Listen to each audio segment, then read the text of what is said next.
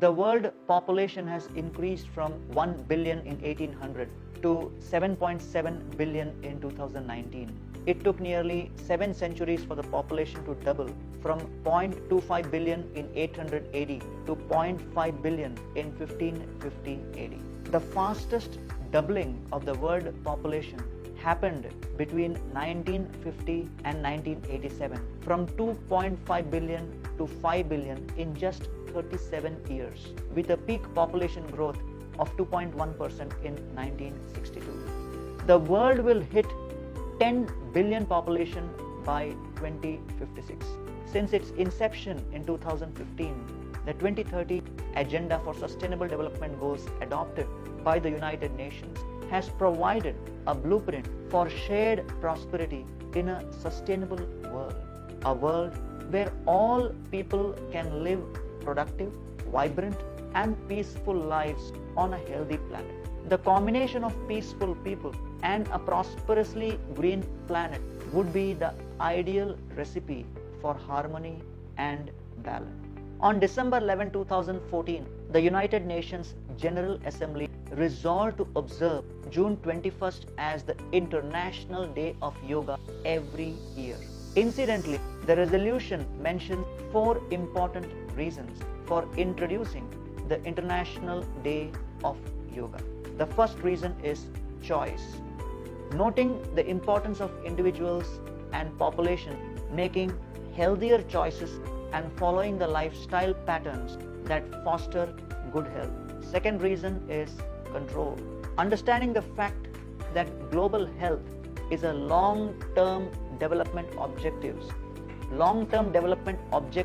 that requires closer international cooperation through the exchange of best practices aimed at building better individual lifestyle devoid of excesses of all kinds. Third is complete.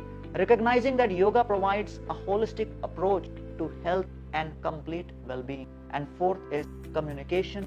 Recognizing also that a wider dissemination of information about the habits of practicing yoga would be beneficial for the health of the world population.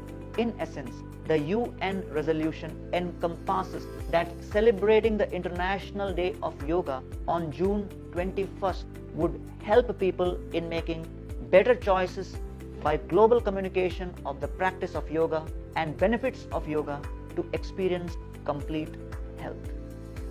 The question arises, can yoga practice actually facilitate balance within the people, balance between the people, and balance on this planet? Yoga is defined by Patanjali Rishi as Yoga Chitta Vritti Nirodha. Yoga means to calm the waves or ripples of disturbance upon the waters of the mind and reunite mind to its calm state of samadhi. Therefore, yoga is literally union. In the Bhagavad Gita, chapter 2, text 48, Krishna defines yoga as Yogastha kuru karmani sangam tyaktva dhananjaya siddhya siddhyo samo bhutva samatvam yoga uchyate. Balanced in your duty without care to win or lose, turn your work to yoga as the learned sages do.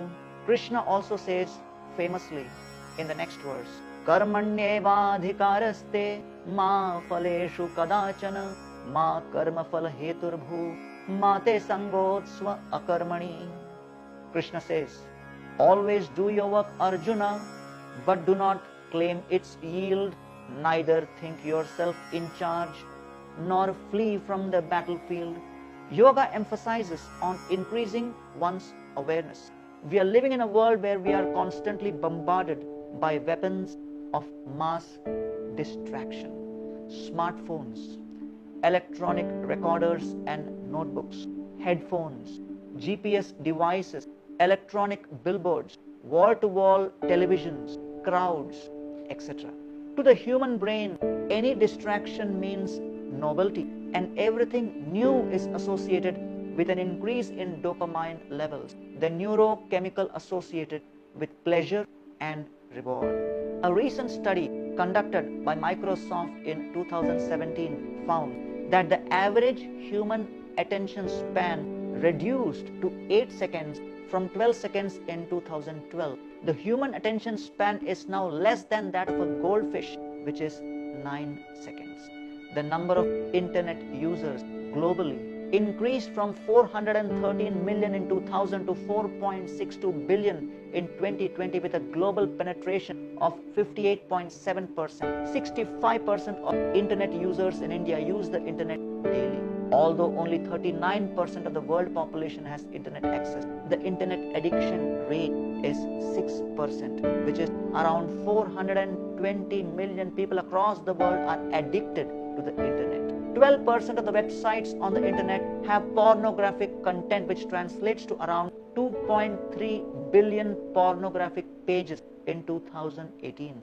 The percentage of pornographic consumers below the age of 24 is 48% in India, while it is 31% worldwide. Globally, every single second, around 30,000 users are watching pornographic content on the net and spending $3,000 every second on pornography. Every single day, 2.5 billion emails containing porn are sent or received. Around 68 million search queries related to pornography are released on the net. The internet porn industry is worth $13 billion worldwide. The average internet user spends 5 years and 4 months of his lifetime on the social network, ranging from 2.5 hours a day for adults in the ages of 25 to 34 to 9 hours per day for teens aged 8 to 18. Distraction causes American businesses an average of $650 billion loss per year and 64% of all car accidents. The lack of self-control is not only evident in the internet usage, but also in the consumption of addicting substances like alcohol and tobacco. 42% of adults in the world consumed alcohol in 2010, while the share in India was 15.1%. Countries like France have almost 95% adult alcohol consumers. Alcohol is responsible for 2.8 million premature deaths globally and 5.8 lakh deaths per annum in India.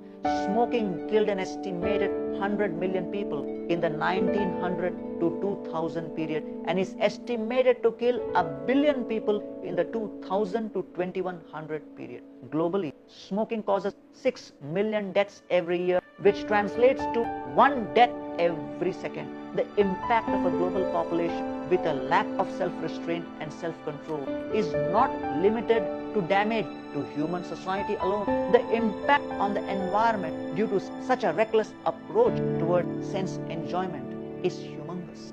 About 33% of all the food produced for human consumption is wasted, which is around 2.3 billion tons of food waste. Globally, 2 billion metric tons of municipal solid waste is produced annually, which will increase to 3.4 billion metric tons by 2050, out of which only 13.5% of the waste is recycled and only 5.5% is composted. 76 million people in India are without access to safe drinking water, and 21% of India's diseases are water related. By 2030, 700 million people worldwide could be displaced due to an intense water scarcity. If we consider the globally allocated land of 21 million square kilometers for agriculture, 77% of this land is used for livestock feed for meat and dairy, and only 23% of this land is allocated for growing crops for human consumption. A meat-based food choice is a major culprit damaging the environment. In 2014, 36 billion tons of carbon dioxide emissions were made by the entire world, with 80% of the total energy used contributed by fossil fuels. Lack of self-control, lack of self-discipline, especially over food, is also a major cause of around 18 million deaths in 2017 due to cardiovascular diseases, 10 million deaths due to cancer, and 5 million premature deaths due to obesity. These detailed statistics indicate two clear trends. People across the world have lost their ability for sense control, self-control, and are imbalanced physically, emotionally, and socially. People's individual imbalance is taking a toll on the planet big time in accelerating climate change. The solution is self-evident. People need help in improving their self-discipline and self-control, and yoga, by its very definition, is a process which helps one improve control over one's thoughts, over one's speech, behavior, and life choices. The practice of yoga needs commitment. If we do not commit to anything, we will be distracted by everything. One must not give up a practice because of the time needed to accomplish it. A habit is a lifestyle to be lived, not a finish line to be crossed. One's commitment to the process will determine one's progress. Disciplined people are better at structuring their lives, which does not require heroic self-control and willpower. Environment is the invisible hand that shapes human behavior. Happiness comes not by maximizing our possessions, but by minimizing our attachments. The value of what we drive doesn't matter as much as the values that drive us. Spirituality and yoga empowers us to reclaim our destiny, to do our best, to bring out our best, and to attain the best. Speak to give people peace of mind, not a piece of your mind. We have to be honest, sincere, and authentic in our efforts. Any kind of cheating propensity has to be abandoned. There is a story of a cheater who set up a so-called clinic and put a sign outside saying, "Get treatment for ₹20, if not cured, take back ₹100. A college student walks by and thinks, this is a great opportunity to earn ₹100. He goes into the clinic as a patient, also with a cheating intent, and says, "Sir, I cannot taste anything." The cheater says, "Assistant, bring medicine from box number 22 and put 3 drops in the student's mouth." The assistant brings the bottle, puts the 3 drops. The student shouts, this is not medicine, this is kerosene." The cheater smiles. "Congrats, your sense of taste is restored. Please give me ₹20. The angry student goes away, but returns after a few days and says to the cheater, "Sir, I have lost my memory. I cannot remember anything." The cheater again shouts, "Assistant, bring medicine from box number 22 and put 3 drops in his mouth." The student is furious and he says, "Sir, box number 22 is kerosene. You gave me the same thing last time to restore my taste." The cheater says, "Congrats, you got your memory back. Give me my ₹20. The student pays, but is extremely angry, and he goes away and comes back determined after a week to get his ₹100. This time he tells the cheater, "Sir, I have a severe problem with my eyesight. I cannot see at all." The cheater says, "Well, I'm sorry, I don't have any medicine for this, so you take this ₹100. The student stares at the note and screams out, "This is not ₹100, this is a ₹20 note." The cheater says, "Congrats, your eyesight is restored. Give me my ₹20. Srila Bhaktisiddhanta Saraswati Thakur calls this phenomena as the Vanchita Vanchaka Sangha, the association of the cheater and the cheated.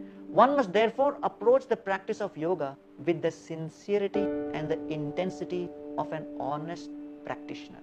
The serious practice of yoga transforms the selfish heart into a selfless one. Just because a thought is persistent doesn't make it pertinent. One must learn to peruse our thoughts. Worry is the interest we pay on loans we haven't taken. Just reading more books on weight loss won't help us lose weight. Getting opportunities is providence. Grabbing them is diligence. Once, a monk was out in the street light searching for something. A neighbor passed by and asked, "What happened?" The monk said, I lost my key. The neighbor also started to look for the key, and soon, seeing them, 3 other neighbors joined to help in the search. At last, one of the neighbors asked, My dear monk, where did you exactly drop the key? The monk said, Actually, I didn't lose the key here. I lost it inside my hut. Everyone was bewildered. They said, If you lost the key inside the hut, why are you searching it here under the light? The monk said, That is because my hut is dimly lit and it is so much brighter under the street light.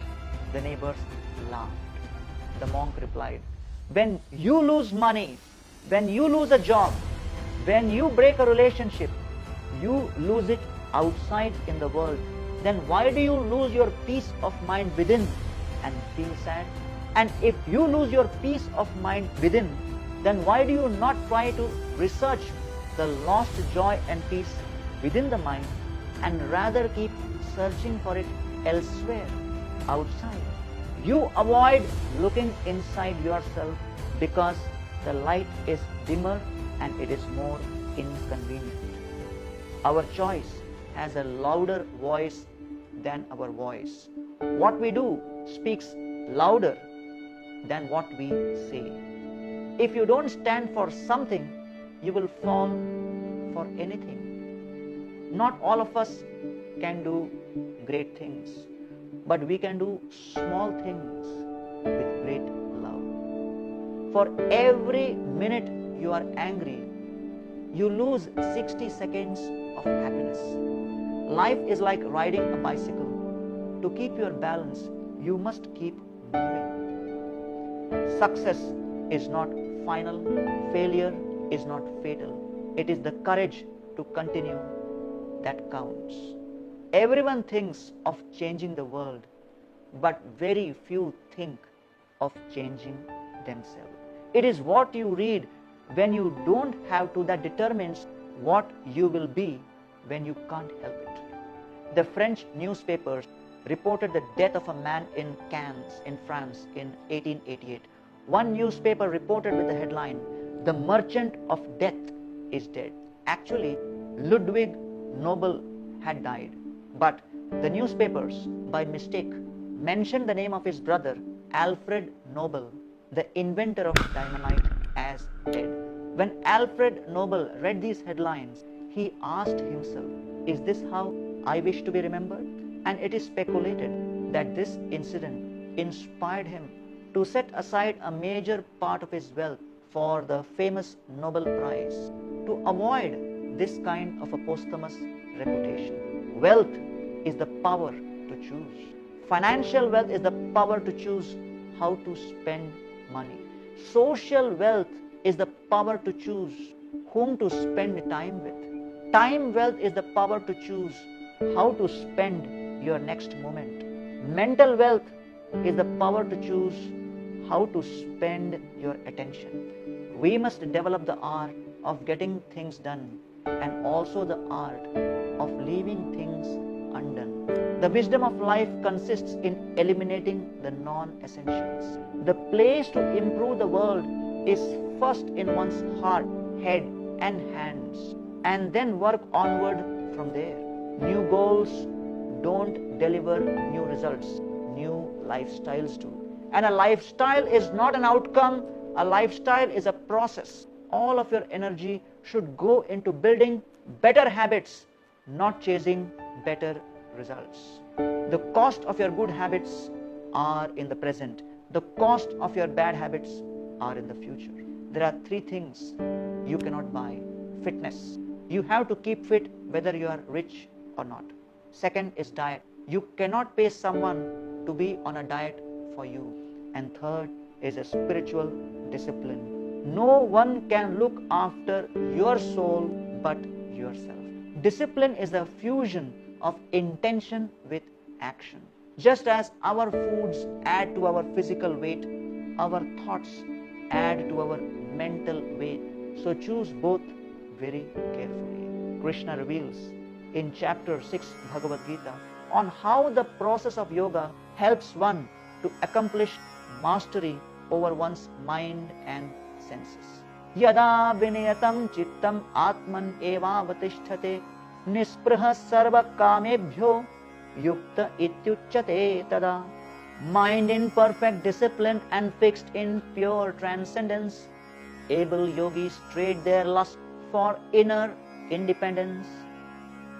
In the 19th verse of the 6th chapter, Krishna says, Yatha dipo nivasastho nengate sopama smrta yogino yata chittasya yunjato yogamatmanaha. Yogis contemplate the soul with mind always the same, just as lamps in windless places burn with steady flame. In the 20th to 23rd verse, Krishna says in the same 6th chapter, Yatro paramate chittam niruddham yoga sevaya yatra chaivatmanatmanam pashyan atmani tushyati sukham atyantikam yattad buddhi grahyam atindriyam vete yatra na chaivayam sthitas chalati tatvatah yam labdhva chaparam labham manyate nadhikam tata yasmin sthito na dukkhena gurunapi vichalyate tam vidyat dukkha samyoga viyogam yoga sangitam. Mundane mental actions thus entirely restrained, perfect yogis enter trance, as I shall now explain. Purified they see the soul and boundless joy commences, recognized and relished through their transcendental senses, fixed in bliss and resolute through any trial or pain. Such enlightened yogis know there is no greater gain. Then Krishna explains in the 6th chapter, verse 24 and 25.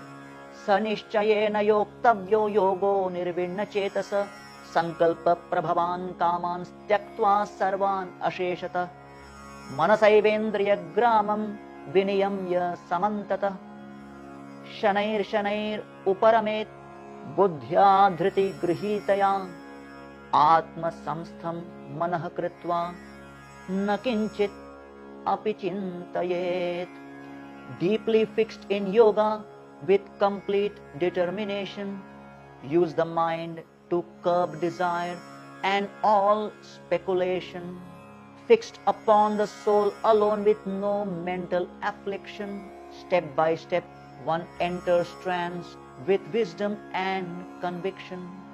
Then Krishna explains in the 26th to the 28th verse, Yato yato nischalati manas chanchalam asthiram tatastato niyam yaitat atmanyeva vasham nayet prashanta manasam hyenam yoginam sukhamuttamam upaiti shantarajasam brahmabhutam akalmasham yunjanevam sadatmanam yogi vigata kalmasha sukhena brahma samsparsham atyantam sukhamashnute.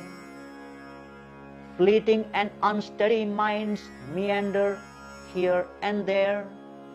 Yogis must retrieve their minds and govern them with care.